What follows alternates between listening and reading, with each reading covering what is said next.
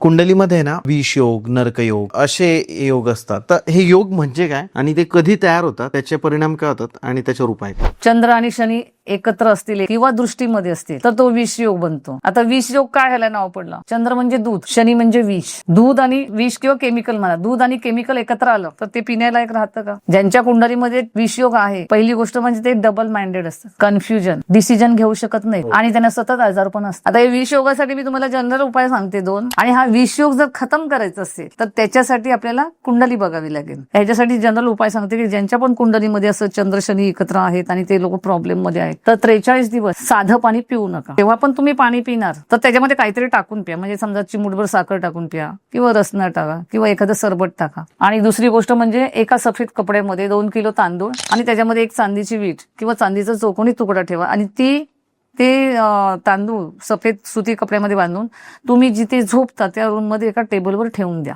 दुसरी गोष्ट 2 रंगाचा प्राणी कधी पाळू नका.